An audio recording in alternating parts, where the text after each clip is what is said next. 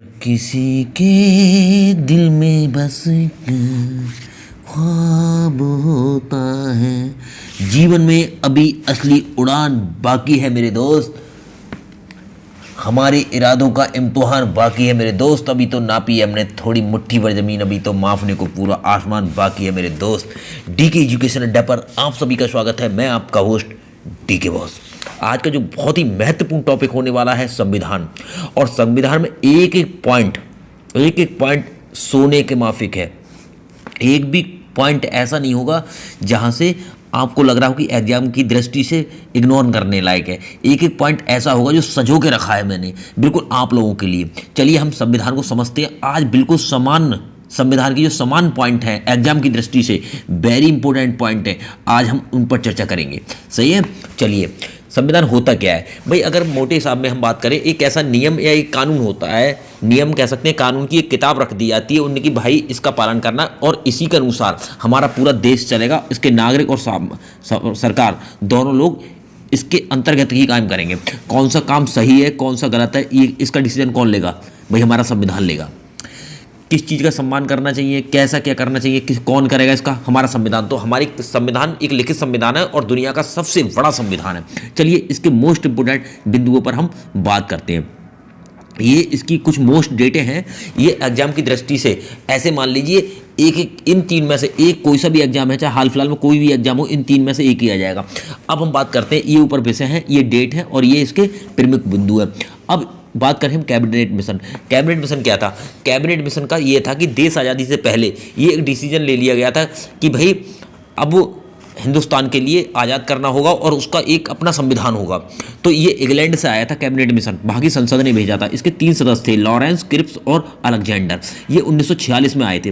कह सकते हैं कैबिनेट मिशन जो बना था वो कब बना था? 1946। हमारा देश 1947 को आज़ाद हुआ था, मगर बन कब गया था? 1946 में कैबिनेट मिशन भारत आए थे क्या कि भैया अपना संविधान बना लो, आप तैयारी करो आज़ादी की।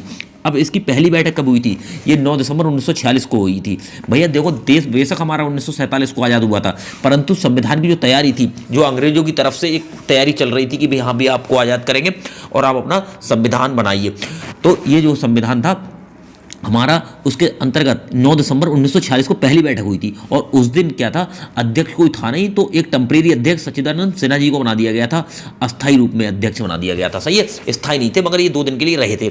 और अगर अंग्रेजी ना होते तो ये समझ लो संविधान ही ना होता, वही तलवारों पर राज चलता या वही चलता भैया जिसकी लाठी उसी का भैंस। मगर कुछ अंग्रेज अगर लेके गए तो बहुत कुछ दे के भी गए हमको, समझ गए? क्योंकि ये संविधान भी है ना, तो उन्हीं की शुरुआत, भाई उन्हीं की जड़ जमाई हुई थी। 1773 रेगुलेटिंग एक्ट हो, पिट्स इंडिया एक्ट हो 1784 हो, सही है, 1935 भारत शासन अधिनियम हो, या फिर ये हमारा कैबिनेट मिशन हो। सही है। अब दूसरी बैठक कब हुई थी? उसके अगले 2 दिन बाद 11 दिसंबर 1946 को फिर बैठक हुई थी। उसमें क्या हुआ, एक परमानेंट अध्यक्ष चुन लिए गए थे, डॉक्टर राजेंद्र प्रसाद शर्मा।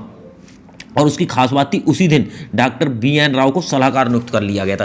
तीनों डाटा वेरी वेरी इंपॉर्टेंट है भाई एग्जाम की दृष्टि से। ये मान लो खरा सोना है भाई, एग्जाम की दृष्टि से कैसा है भैया, ये खरा सोना है, सारे के सारे पॉइंट जो है। सही है भैया, इसे संजो कर रखना है बिल्कुल। हम दिल की धड़कन में रहते हो। विषय। अब उद्देश्य या प्रस्तावना किसने प्रस्तुत की थी? नेहरू द्वारा प्रस्तुत की गई थी। सामान्य जानकारी संविधान की रखना बहुत ही जरूरी है। अगर आप उसको पूरा पढ़ना चाहेंगे तो पूरी जिंदगी खत्म कर देंगे। सही है। 1, 2, 3 या 4 नंबर के लिए, 1 नंबर के लिए पूरा समय बर्बाद, पूरी जिंदगी बर्बाद ना करनी है। आप इसको देखिए, बस पॉइंट टू पॉइंट देखिए। सही है। इसको नेहरू द्वारा जो प्रस्तावना प्रस्तुत की गई थी संविधान सभा की बैठक में 13 दिसंबर 1946 को की गई थी। हमारा राष्ट्रीय ध्वज जो तिरंगा है वो 22 जुलाई 1947 को अंगीकार कर दिया गया था संविधान सभा द्वारा। और संविधान अंगीकार या संविधान दिवस को मनाते हैं हम 26 नवंबर 1949। भैया अगर कहा जाए कि संविधान पूरा बन के और अगर लागू करने की स्थिति में भी था तो जो 26 नवंबर 1949 को लागू कर दिया गया था, कुछ चीज़ें हमारी रह गई थी। और अंतिम बैठक हमारी कब हुई थी भैया? अंतिम बैठक 24 जनवरी 1950 को हुई है। और उसी दिन, जिस दिन अंतिम बैठक हुई है, उस दिन गीत और गान ये दोनों संविधान द्वारा अपमान किए गए थे। जो गीत है हमारा राष्ट्रीय और जो राष्ट्रीय गान है जनगण मन गण, ये 26 जनवरी को अडॉप्ट कर लिया गया था संविधान द्वारा कि हमारा आज से ये राष्ट्रीय गीत और ये राष्ट्रीय गान होगा। सही है भैया, ये वेरी इंपॉर्टेंट पॉइंट है एग्जाम की दृष्टि से। ऐसे मान लो कतई खरा सोना पढ़ रहे हो आप, समझ गए? चलिए, संविधान हमारा जो लागू हुआ था वो कब हुआ था? 26 जनवरी 1950 को लागू हुआ था। इसका भी भैया एक ऐतिहासिक पहलू है। ये होने को तो 26 नवंबर को भी हो सकता था, मगर उस समय कांग्रेस का राज था और कांग्रेस क्या कर रही थी, 1929 से लगातार 26 जनवरी को स्वतंत्रता दिवस मनाती थी। तो उसे लगता था कि यार मैं 26 जनवरी को स्वाधीनता दिवस मनाते हैं, बेशर्ते वो आज़ाद नहीं हुए थे। मगर लाहौर अधिवेशन में उनने ये एक आपस में नेहरू की अध्यक्षता में एक प्रण किया था कि भाई हम 26 जनवरी 1930 से लगातार जब तक हमारा देश आज़ाद नहीं होगा हम स्वाधीनता दिवस मनाएंगे। तो इसको यार बनाने के लिए उनके आज 26 जनवरी की तो विलुप्त हो जाएगी अगर हम 26 नवंबर को संविधान लागू कर देते हैं, तो वो होल्ड पे कर रखा था इनने। और जैसे ही 26 जनवरी वो ऐतिहासिक पल आया जिसको ये स्वाधीनता दिवस मनाते थे, उसी को ये होल्ड पे रखी हुई चीज़ को तुरंत लागू कर दिया गया। इसलिए इसका ऐतिहासिक महत्व बन गया कि 26 जनवरी 1950 को हमारा संविधान लागू हुआ। इसे बनाने में कितने समय लगा? 2 वर्ष 11 माह 18 दिन, क्योंकि इसकी पहली बैठक 9 दिसंबर 1946 को हुई थी। और भैया जो अंतिम बैठक हुई थी वो कब हुई थी? 24 जनवरी 1950 को। तो अगर आप गुणा भाग करेंगे तो 2 वर्ष 11 माह और 18 दिन निकल के आएगा भैया। सही है, ये वेरी इंपॉर्टेंट है भाई। अब थोड़े एक एक पॉइंट जो है कतई खरे सोने जैसा है भैया, एक एक पॉइंट जो है हमारा क्या है, खरे सोने जैसा है लागू। अब बात करते हैं, जब हमारा संविधान लागू हुआ था तो कितने थे? 395 अनुच्छेद थे और 8 अनुसूचियाँ थीं और भाग कितने थे? 22 थे। वर्तमान में 470 अनुच्छेद हैं, 12 अनुसूचियाँ 8 से बढ़ गई 4। सही है, और भाग कितने हो गए? 25, मगर 22 भी हैं और 3 उसमें उपभाग हो गए तो 25 ही हैं, समझ गए। और हमारी अनुसूचियाँ 4 बढ़ गई हैं, अनुच्छेद 470 हो गए। अब संविधान की शुरुआत कहाँ से होती है? जैसे संविधान की हम किताब खोलें तो उसकी जो शुरुआत होती है वो होती है हम भारत के लोग। ये भी एग्जाम में कई बार पूछ लिया गया है कि जो संविधान की शुरुआत किससे होती है, तो भैया या तो उद्देश्य का कह सकते हैं, प्रस्तावना कह सकते हैं, एक ही चीज़ है, या मतलब कोई अलग अलग चीज़ नहीं है। और फिर किस पंक्ति से होती है? तो हम भारत के लोग से इसकी शुरुआत होती है भैया। सही है, तो ये चीज़ें हमें बिल्कुल भूलने नहीं है। जो मेहनत से पढ़ता है उसका ही कद बढ़ता है। तुम दिल की धड़कन में रहते हो मेरी इन। संविधान के पिता अंबेडकर जी कहे जाते हैं। कौन कहे जाते हैं? डॉक्टर भीमराव अंबेडकर जी संविधान के पिता कहे जाते हैं। संविधान की आत्मा किसे माना गया है? संविधान की आत्मा प्रस्तावना को कहा गया है। किसे कहा गया है? प्रस्तावना को, जो हम भारत के लोग से शुरुआत होती है। संविधान का अगर कोई उल्लंघन करता है या संविधान के विपरीत कोई भी व्यक्ति वर्क करता है, चाहे सरकार हो चाहे सामान्य नागरिक हो, तो उसकी रक्षा कौन करेगा? भैया न्यायपालिका करेगी। मगर आपने देखा होगा जैसे ही हमारे 8 अनुसूचियाँ थी 12 हो गई और अनुच्छेद 395 से 470 प्लस होने जा रहे हैं अनुच्छेद, तो उसमें संशोधन का भी प्रावधान है। संशोधन में कौन करेगा? भाई रक्षा तो करेगी न्यायपालिका, और संशोधन कौन करेगा? भैया संविधान में भी समय समय पर संशोधन होते रहते हैं। इसको करती है संसद। संसद में कौन करते हैं? 3 अंग होते हैं, तीनों की स्वीकृति अनिवार्य है। लोकसभा, राज्यसभा और फिर राष्ट्रपति, ये तीनों मोहर लगाते हैं जिस कानून को, वो क्या होता है? वो संविधान में वर्णित हो जाता है। अगला आता है भाई भारत का मैग्ना कार्टा। भैया भारत का मैग्ना कार्टा भाग 3 को कहा जाता है, जिसके अंदर मौलिक अधिकार हैं जो कि अमेरिका से लिए गए थे। मौलिक अधिकार हैं भैया, ये अमेरिका से लिए गए थे। 12 से 35 इनका अनुच्छेद है। वेरी इंपॉर्टेंट है, भारत का मैग्ना कार्टा इन्हें कहा जाता है। चलिए अब बात करते हैं।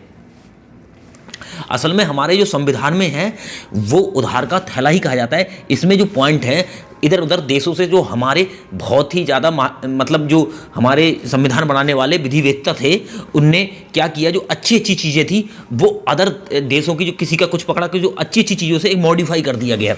तो मान लो ये हमने देश लिख दिए इधर, और क्या क्या चीज़ हमने ली तब हमारा ये संविधान बना, वो चीज़ें इधर लिख दी। लेने को बहुत चीज़ें हैं, मगर जो एग्जाम की दृष्टि से बिल्कुल खरा सोना है वो पॉइंट मैंने आपके सामने पेश कर रहा हूँ। जैसे ब्रिटेन, जिसको उस समय इंग्लैंड कहते थे, आज उसे ब्रिटेन कहा जाता है। सही है, और इसको यूके भी कहा जाता है, यूनाइटेड किंगडम भी। तो कहा जाए जैसे इंडिया के 2 3 4 नाम है, वैसे इसके ब्रिटेन और इंग्लैंड और यूके तीनों इसी के नाम है। सही है भैया, अपने दिमाग से बसा लेना। इसमें क्या लिखी है? जो हमारी संसद की संरचना है, संसदीय प्रणाली की, संसद कैसा वर्क करेगी। अगला एकल नागरिकता, मगर बंदा भारतीय नागरिकता होती है हर किसी की। ये नहीं उत्तर प्रदेश का तो उत्तर प्रदेशी होगी, बिहार का बिहारी होगी, मध्य प्रदेश का मध्य प्रदेशी होगी, नहीं, उसकी एकल नागरिकता होती है। वो सिर्फ भारतीय होता है, भारत में रहने वाला।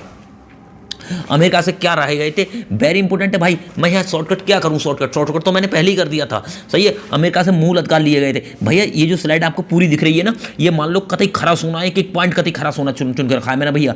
अमेरिका से मूल अधिकार लिए गए थे और न्यायिक प्रलोभन, मतलब जो न्याय की समीक्षा होती है कि न्याय गलत हुआ है सही हुआ है, उसको भी अमेरिका से लिया गया। आयरलैंड से क्या ली गई है, नीति निर्देशक तत्व लिए गए हैं आयरलैंड से। और अमेरिका से क्या, मौलिक अधिकार भैया, या तो आयरलैंड नीति निर्देशक तत्व, मौलिक अधिकार अमेरिका भैया, वेरी इंपॉर्टेंट है। यहाँ से एक नंबर आपको पड़ा हुआ मिल जाएगा। अब दक्षिण अफ्रीका से क्या लिया गया था, संविधान संशोधन की प्रक्रिया जो है वो कहाँ से ली गई थी, दक्षिण अफ्रीका से ली गई थी। और पूर्व सोवियत संघ या कह सकते हैं इसे रूस या यूएसएसआर, सही है। तो यूएसएसआर भी कह सकते हैं, रूस भी कह सकते हैं और पूर्व सोवियत संघ भी कह सकते हैं, क्योंकि इसका विघटन हो गया, बहुत सारे पार्ट में डिवाइड हो चुका है। जैसे हमारा इंडिया, पाकिस्तान, बांग्लादेश और इंडिया 3 देश बन चुके हैं, वैसे ही पूर्वीय सोवियत संघ पहले ये हुआ करता था। अब ये रूस और बेलारूस, पता ना कितने सारे देश बन चुके हैं इस रूस से टूट के, सही है। तो यूएसएसआर, पूर्व सोवियत संघ और रूस इसी एक के नाम है। और मौलिक कर्तव्य यहाँ से लिए गए भैया, ये वेरी इंपॉर्टेंट पॉइंट है, सोने से खरे चमकते हुए पॉइंट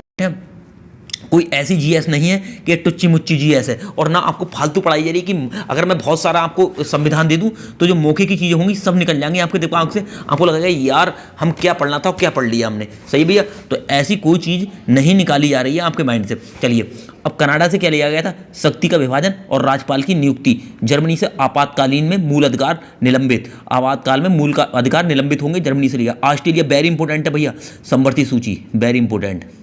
समवर्ती सूची क्या होती है, सूचियाँ 3 होती हैं, एक हमारी देश वाली होती है, और एक राज्य सूची होती है, एक केंद्र सूची होती है, और तीसरी क्या होती है, समवर्ती सूची होती है। केंद्र सूची में क्या होता है, केंद्र में होता है हमारे देश को कानून बनाने का अधिकार होता है। राज्य सूची में क्या होता है, राज्य के अधिकार का मामला होता है। और समवर्ती सूची में ऐसी चीज़ें होती हैं जिसमें केंद्र और राज्य दोनों मिलकर काम करते हैं। जैसे शिक्षा हमारी समवर्ती सूची में है, 1976 में डाल दी गई थी, उससे पहले शिक्षा राज्य सूची का विषय थी। अब शिक्षा में जो शिक्षकों को वेतन है या 4th क्लास को, या जो भी शिक्षा विभाग में नौकरी करेगा, चाहे डेली बेस पे हो चाहे परमानेंटली जॉब करता हो, वो समवर्ती सूची के तहत आता है। और उसमें केंद्र और राज्य दोनों उसका जो भी सैलरी या पगार जो भी देंगे वो दोनों मिलकर देंगे, सही है, शेयर रहता है उनका हर चीज़ में।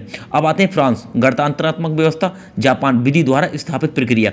अच्छा, सबसे लास्ट वाला पॉइंट बहुत ही ज़्यादा इंपॉर्टेंट है, उधार का थैला तो कहा ही जाता है, मगर अगर सोचो 26 जनवरी 1950 से पहले हमारा देश किससे चल रहा था, तो 26 जनवरी 1950 से भी देश हमारा अंग्रेज जो चला रहे थे वो भारत शासन अधिनियम से चला रहे थे। इनसे इसके अंतर्गत ही विधायक, कार्यपालिका, न्यायपालिका और व्यवस्थापिका हमारी वर्क कर रही थी भारत शासन अधिनियम के तहत, जिसे हम लघु संविधान भी कहते हैं, जिसका 70% मानो इससे आ गया, बाकी 30% बाकी सभी देशों से था। तो भारत शासन अधिनियम को ही हम लघु संविधान कहते हैं, जो कि हमारा देश आज़ाद हुआ था उससे पहले से 1935 से 1950, 26 जनवरी 1950 तक इससे ही वर्क करता रहा। जैसे 26 जनवरी 1950 आई, बाकी वर्क करने लगा पूरा संविधान, सही है भैया, वेरी इंपॉर्टेंट है। अब आते हैं समितियाँ। संविधान बना था तो बहुत बड़ा स्ट्रक्चर था, इसको बंटवारा कर दिया गया था। जैसे छोटे छोटे मोहल्लों को बांट दिया जाए, कोची कि भाई तुझे ये करना है, तुझे ये करना है, या भंडारा कर रहा हूँ कि भाई तुझे ये करना है, तुझे ये करना है। तो ऐसे ही क्या था, हमारा संविधान में बहुत बड़ा संविधान था, उन्हें अलग अलग विभाग दे दिए गए थे, सही है। ये समितियाँ हैं, ये अध्यक्ष हैं। संघ समिति, पंडित नेहरू। प्रांतीय मूल अधिकार, भैया वेरी इंपॉर्टेंट है, प्रांतीय और मूल अधिकार सरदार पटेल को दे दिए गए थे। ड्राफ्ट और प्रारूप और मसौदा, ये 3 एक ही समिति का नाम है, चाहे प्रारूप कह दें, ड्राफ्ट कह दें, मसौदा कह दें। ये भैया अम्बेडकर जी इसके अध्यक्ष थे, वेरी इंपॉर्टेंट। और इसमें कितने सदस्य थे, एग्जाम की दृष्टि से ये पूछा 7, अम्बेडकर समेत 7 थे, अम्बेडकर प्लस 6 लोग और थे, तो 7 लोग प्रारूप समिति में थे, या कह सकते हैं ड्राफ्ट समिति में से, या फिर कह सकते हैं मसौदा समिति में थे। दिल छोटा ना करो मेरे यार, यूं ना तुम अपने इरादे बदलो, हर पल अपनी जिंदगी जी लो, सपनों को अपनी मुट्ठी में कर लो। डीके एजुकेशन अड्डा आपके साथ पूरा लगा हुआ है। हर सपने, अगर आपके सपने सच होते हैं और मेरा 1% भी उसमें योगदान रहता है, तो भैया मैं अपने आप को बहुत ही सौभाग्यशाली समझूंगा। संचालन कौन करता था, और ध्वज समिति के डॉक्टर राजेंद्र प्रसाद। कार्य संचालन KM मुंशी। ये वेरी इंपॉर्टेंट है भैया, अपने दिमाग में स्क्रीनशॉट ले लो बहुत अच्छे से।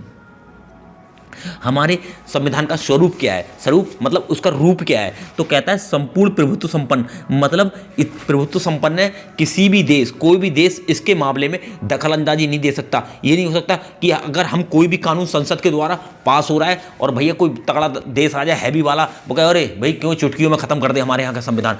कहता है कि आखिरी टाइम तक हम अपने देश की प्रभुत्व संपन्न है, हम किसी के दबाव में नहीं आएंगे, किसी के प्रेशर में नहीं आएंगे। जो जनता हित में, जो हमारे राष्ट्र हित में होगा हम वही करेंगे और वही हमारा हमारा संविधान कहता है। हमें किसी के देश से कोई मतलब नहीं है कि आपको क्या अच्छा लग रहा है, क्या बुरा लग रहा है। अगला है समाजवादी। समाजवादी को मतलब पूरे समाज, हम पूरे समाज को इन्वॉल्व है इसमें कोई स्पेशल एक कोई नहीं है, पंथ निरपेक्ष कोई एक पंथ नहीं है, सभी इसके सभी सम्मान है। लोकतंत्रात्मक और गणराज्य एक ही चीज़ है कि भैया लोगों के द्वारा चुने हुए लोग ही राज्य करेंगे।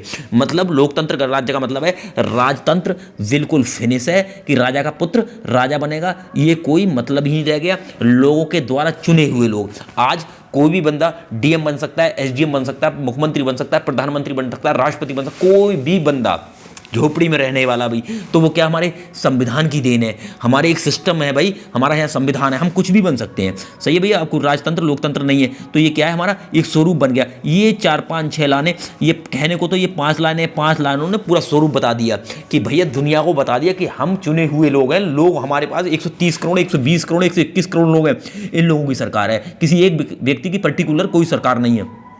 अब ये भाग और उनमें क्या विषय हैं और कुछ अनुच्छेद हैं, हर चीज़ शॉर्टकट में समझाई गई है और वेरी इंपॉर्टेंट चीज़ें समझाई गई हैं। सही है। भाग 1 में क्या है, संघ और उसके क्षेत्र, अनुच्छेद 2 से 4 में समझाया गया है। भाग 2 नागरिकता 5 से 11, वेरी इंपॉर्टेंट है भैया। नागरिकता कि भैया पाकिस्तान से आए हुए लोगों को नागरिकता किस किस प्रोसेस में दी जाएगी, या विदेशों में रह रहे हैं वो इंडिया में नागरिकता कैसे कैसे ले सकते हैं, नागरिकता के बारे में समझाना। तो ये विषय है कि क्या नागरिकता के बारे में पूरा समझाया गया है, किस भाग में समझाया गया है। आप किताब को खोल के देखेंगे, जैसे कहते हैं ना कि साहब लेसन 2 या चैप्टर 2, तो भाग 2 या पार्ट 2 और 5 से 11, मतलब पेज नंबर 5 से 11 तक इस टाइप में आप ले सकते हैं, या पॉइंट नंबर 5 से 11। सही है। अब भाग 3 वेरी इंपॉर्टेंट है भैया, एक एक पॉइंट खरा सोना जैसा, इसमें कोई सॉर्ट आउट करने का कोई काम ही नहीं है। भाग 3 में मौलिक अधिकार, कब से 1235 12 से 35, इतने सारे अनुच्छेद कह सकते हैं, पेज नंबर कह सकते हैं, पार्ट नंबर 3 या चैप्टर नंबर 3 में। और मौलिक अधिकार है, किससे लिए गए थे, यूएसए, यूनाइटेड स्टेट अमेरिका, संयुक्त राज्य अमेरिका से लिए गए थे। अगला है भैया भाग नंबर 4, 3 के बाद देखो मैंने क्रम से दिया है इसलिए तुम्हारे याद करने में सहूलियत हो, और इस स्लाइड से 1 नंबर आ जाएगा एग्जाम की दृष्टि से। जाओ मुझसे कहना यार क्या बोल रहे थे आप।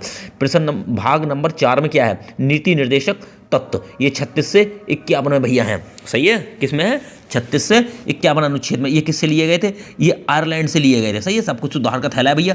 नीति निर्देशक तत्व हैं ये, और इसके रूप में विस्तार से हम कोई बात नहीं करेंगे, जिससे कि आप थोड़ा जो विस्तार से बात करने का मतलब होता है, जो मोस्ट इंपोर्टेंट बिंदु होंगे ना वो भी दिमाग से आपके निकल जाएंगे। अब 4 में का जोड़ दिया है, और कहीं ए भी आ सकता है इंग्लिश में लिखा हुआ, तो बात एक है चाहे ए हो चाहे का हो। तो 3 4 4 का में है मौलिक कर्तव्य, और ये 51 का, 4 का 51 का। तो ये भैया किससे लिए गए, ये रूस से लिए गए। इस सिस्टम में याद कर लेना, ये मौलिक अधिकार, नीति निर्देशक तत्व, मूल कर्तव्य 12 से 35, फिर 35 के बाद 36 से 51, फिर 51 का, वेरी इंपॉर्टेंट।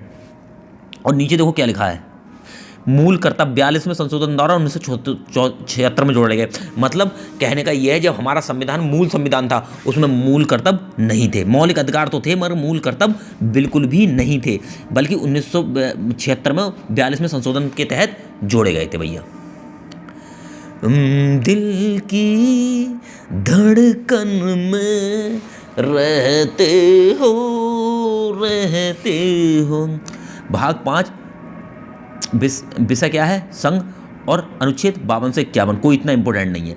भाग 9 का, ये दोनों बहुत ही ज़्यादा इंपॉर्टेंट है भाई।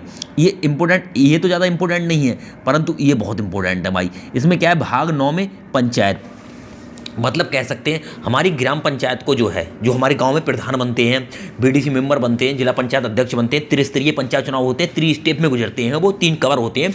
तो वो जो है हमारा संवैधानिक ढांचा है, यहाँ राज्य सरकार कुछ नहीं कर सकती। मतलब अगर पंचायत के चुनाव में कोई भी हटबच हो, उनके कार्यकाल को लेके, उनके अधिकार को लेके, उनके बीडीसी या जिला पंचायत को लेके कोई भी सिस्टम होगा, उसको संसद को अधिकार है और संसद वही कानून पास करेगी जो पूरे देश में लागू होगा। और 9 का में क्या है, शहरी, ये पंचायत का मतलब है गाँव और नगर पालिका का मतलब हो गया शहर, तो ये नीचे वाला शहर हो गया और ये भैया क्या हो गया, हमारा गाँव हो गया। 9 में गाँव गए, 9 का में शहर की नगर पालिका, दोनों पंचायतें हैं। और ये अनुच्छेद है, ये इतने ज़्यादा इंपॉर्टेंट नहीं है हमें। 9 में पंचायत और 9 का में नगर पालिका हो गई।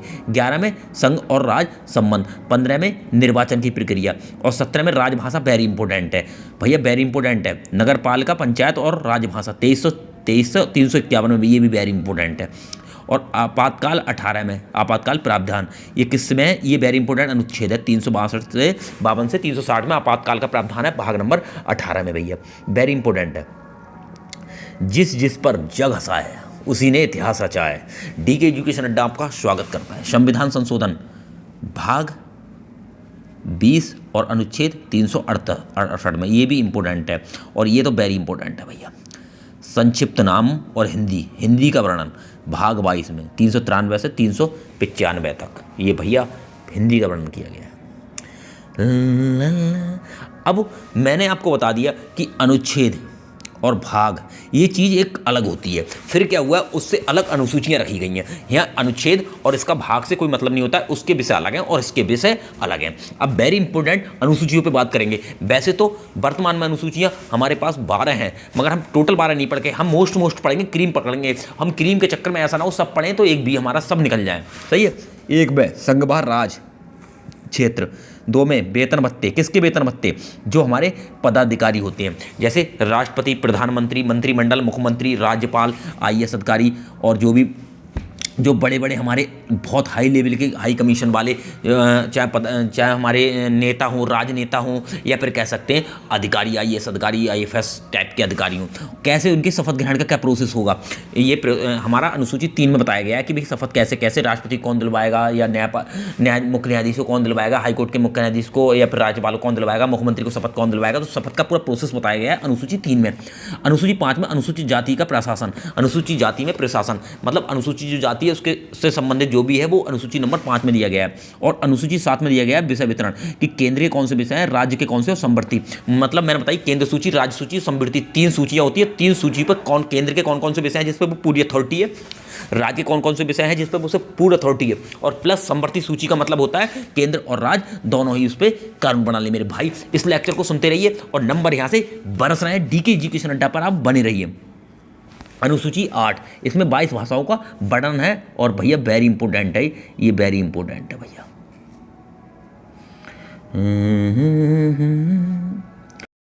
पंचायती राज 11वीं और 12वीं नगर पालिका, जैसे ये 9 भाग, ये भाग तो 9 था इसका और इसका 9 का था, मगर ये अनुसूची की बात करें तो 11 और फिर 12। ये वेरी इंपॉर्टेंट है। 73वां संशोधन हुआ था, 1992 में जोड़ा गया था। ये 74वां संशोधन करके 1993 में जोड़ा गया है। क्या ये वाली अनुसूचियाँ?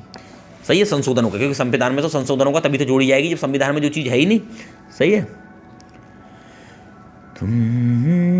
अब मैंने स्पेशल मूल अधिकार को क्यों लिया है, क्योंकि हर एग्जाम दृष्टि में भैया यहाँ मौलिक अधिकार जरूर आते हैं। क्योंकि देखो आप कोई भी कम्पिटेटिव एग्जाम की, चाहे पुलिस की तैयारी कर रहे हैं, UPSC की तैयारी कर रहे हैं, PCS की तैयारी कर रहे हैं, सुपर टेट की तैयारी कर रहे हैं, टेट की तैयारी कर रहे हैं, SSC GD जो भी अटरम फटरम कर रहे हो, मौलिक अधिकार तो भैया देखो हर आदमी को पता होना चाहिए।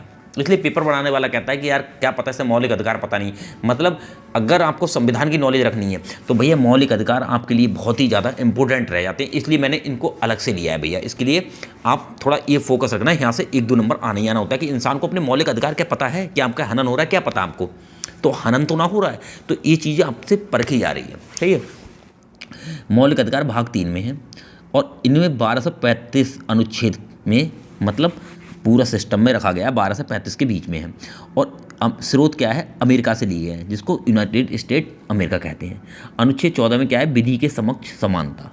अनुच्छेद 15 में क्या है, लिंग जाति आधार पर भेदभाव नहीं होगा। सही है। कोई भी लिंग और जाति के आधार पर कहीं आप एडमिशन कराने जाएँ, कहीं कुछ भी कराने जाएँ, तो आपके साथ हनन नहीं हो सकता कि भी आप लड़की हो आपके साथ ऐसा नहीं हो सकता, आप लड़के हो तो ऐसा नहीं हो सकता, या भाई आप SC हो, OBC हो, जर्नल हो, या कौन हो, कुछ जाति धर्म के आधार पर कुछ भी नहीं होगा। सही है। और विधि का मतलब होता है कानून के समक्ष सभी समान है, कोई जाति धर्म कुछ नहीं भैया। सही है। अगला है 16, अनुच्छेद 16 लोक नियोजन में समानता। ये कहता है कि जो सरकारी नौकरियां होती हैं इसमें अगर कोई समानता योग्यता रखने वाला है तो उससे समान अवसर मिले, तो यहाँ समानता होनी चाहिए। सही है भैया।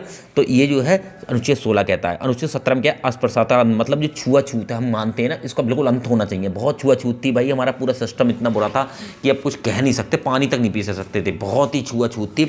अब ये हमारे संविधान में ये चीज़ है कि भैया आप छुआछूत का अंत होना चाहिए। कोई भी अगर किसी के साथ छुआछूत होती है तो उसका भी उसका मौलिक अधिकार का हनन हो रहा है। और अनुच्छेद 19 में है अभिव्यक्ति की स्वतंत्रता, मतलब अपनी बात कहने की आज़ादी। सही है भैया। अगला है 19 का सूचना का अधिकार, किसी से भी कोई भी सूचना आप मांग सकते हो कि भाई कोई भी सरकारी। 21 प्राण देहिक स्वतंत्रता, 21 का ये वेरी इंपॉर्टेंट है भैया। और अगर आप एजुकेशन विभाग की किसी की तैयारी कर रहे हैं तो 21 का तो आपके लिए ऐसे मान लो अमृत है।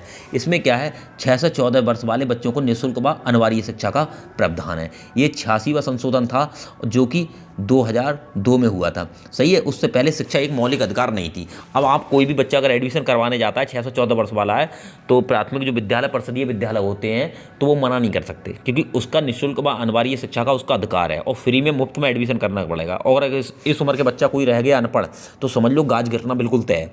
मतलब सीधे सीधे आप पे ये लग रहा है कि आपने बिल्कुल मौलिक अधिकारों का क्या किया है, हनन कर रहे हो किसी का।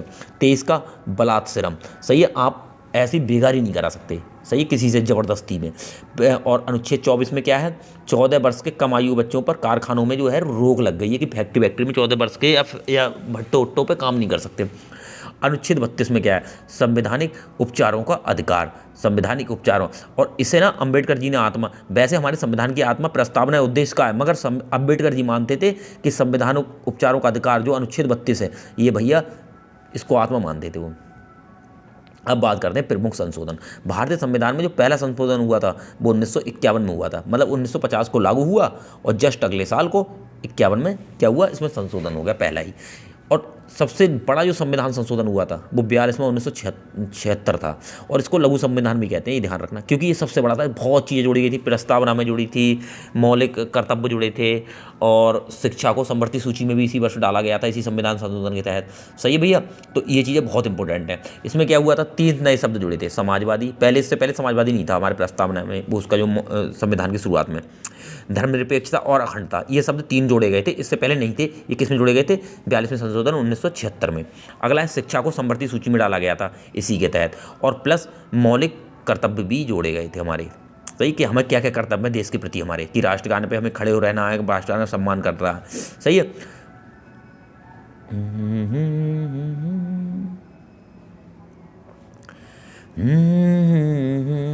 अनुच्छेद 51 का में 42वां संशोधन के मूल कर्तव्य जोड़े गए थे। सही है, भाग 4 में अनुच्छेद 51 का 42वां संशोधन भी जोड़ा गया था। सही है, 42वें संशोधन के तहत ही जोड़े गए। अगला ये भैया पढ़ लेना, मेरी संपूर्ण हिंदी है जो पार्ट पढ़ के तो 7-8 टॉपिक डाल दिए मिशन खाकी के तहत। सही है, अलंकार है, विराम चिन्ह, वाच्य है और कारक है, कई सारे टॉपिक इसमें डाल दिए मैंने, देख लेना। सही है भैया, बहुत ही इंपॉर्टेंट है। अब प्रमुख संविधान संशोधन वेरी इंपॉर्टेंट है।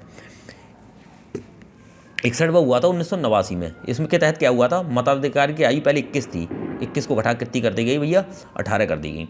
और फिर 71वां संशोधन 1992 में हुआ था। इसमें क्या हुआ था, कोंकणी, मणिपुरी, नेपाली को आधिकारिक भाषाओं की मान्यता दे दी थी। मतलब इन 3 भाषाओं को आधिकारिक भाषा मान्यता दे दी कि भैया अब से ये भी जो है हमारी मतलब मान्यता प्राप्त भाषा है। जो संविधान की 22 भाषा मान्यता प्राप्त है, उनमें 3 में भी ये हुई होगी प्लस। 73वां संशोधन 1993 में, जो कि भाग 9 में है। त्रिस्तरीय पंचायत राज्य की वैधानिक, त्रिस्तरीय चुनाव होते हैं जो कि ग्राम पंचायत और क्षेत्र पंचायत और प्लस हमारी जिला पंचायत की कवर्ड होते हैं। 74वां संविधान संशोधन 1973-9 का मैं पिछले ही पढ़ा चुका हूँ, भी पिछले स्लाइड में देखा होगा। शहरों में शहरों का शासन, ये हो गया गाँव का शासन, और ये हो गया शहरों का शासन। और नीचे वाला जो 86 है, ये वेरी इंपॉर्टेंट है भाई, टॉनिक है। 86वां संशोधन 2002 में 21 का कह सकते हैं, या 21A, 6 से 14 वर्ष वालों को निःशुल्क व अनिवार्य शिक्षा का प्रावधान है। सही भैया। और 92वां संविधान संशोधन, इसमें क्या है, डोंगरी, संताली, मैथिली भाषाओं को मान्यता दी गई थी 2004 में। ये 4 भाषा जुड़ी थी। सही है। और 101 में क्या हुआ है, 2017 में GST को शामिल कर लिया गया। और मेरे ये संपूर्ण हिंदी रिवीजन देख लेना, वेरी इंपॉर्टेंट है, ये पढ़ लो, आपको बिल्कुल अमृत है भाई।